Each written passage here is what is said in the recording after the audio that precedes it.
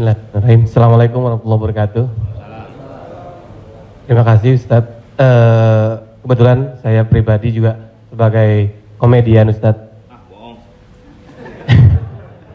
Dan mewakili teman-teman semua, kakak-kakak, abang-abang semua. Kita di panggung itu selalu menghibur. Namun ketika momen ada sesuatu yang harus kita keluarkan, kadang menjatuhkan orang. Mulai dari fisik, mencela dan lain-lain. Yang saya mau tanyakan, apakah dengan niat kita menghibur menjadi catatan, apakah menjadi catatan dosa untuk kita? Terima kasih Ustaz. Ada seorang ulama dipanggil Imam Abu Hatim, tapi kemudian di ujung namanya itu ditambahkan kata Al-Asam.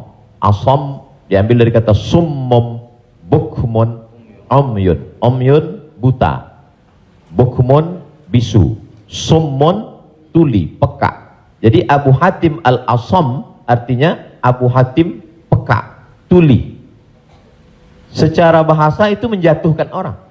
Siapa itu? Itu Abu Hatim peka, Abu Hatim tuli. Karena ada beberapa orang, ada Abu Hatim, yang ini Abu Hatim peka, tuli.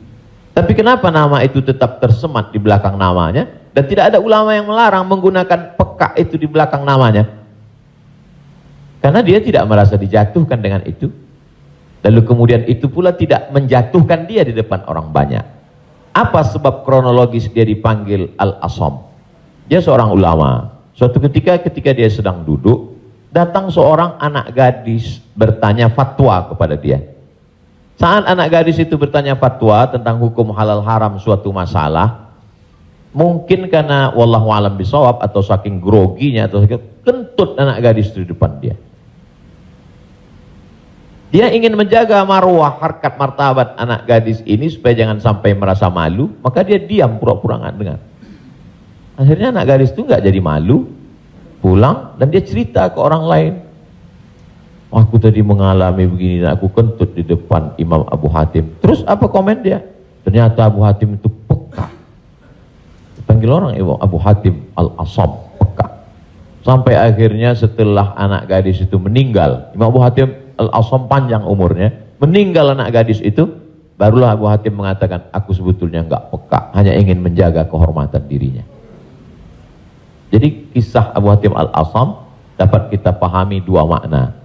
Satu sisi ada saatnya kita menjaga kehormatan orang sampai mati dia. Tapi ada satu sisi kalimat yang nampaknya menjatuhkan sebenarnya tidak menjatuhkan selama kita masih saling paham, saling memahami, saling mengerti. Ada kata-kata yang mungkin kita gunakan tapi menjatuhkan dia. Padahal sepertinya pujian. Tapi ada kata-kata yang sepertinya. Jadi kalau sudah saling memahami, orang pun mengerti, maka dia tidak menjadi suatu celaan. Ya ayyuhalladzina amanu, hai orang beriman, ijtanibu katsiran minadh-dhann, jauhilah prasangka buruk, inna ba'dadh-dhanni itsmun, wala tajassasu, jangan mencari-cari kesalahan orang, wala yaghtab ba'dukum ba'dha, jangan ribah membicarakan aib orang lain, la talmizu bil alqab, janganlah kamu menggunakan gelaran-gelaran yang jelek. Bukankah tuli itu gelaran yang jelek? Iya. Tapi saat itu digunakannya bukan untuk menjatuhkan, dan mereka saling memahami tentang hal itu. Wallahu a'lam bishawab. Terima kasih telah menonton video ini. Jangan lupa subscribe, like and share serta nyalakan tombol loncengnya supaya dapat info video terbaru dari channel NFTV. Assalamualaikum warahmatullahi wabarakatuh.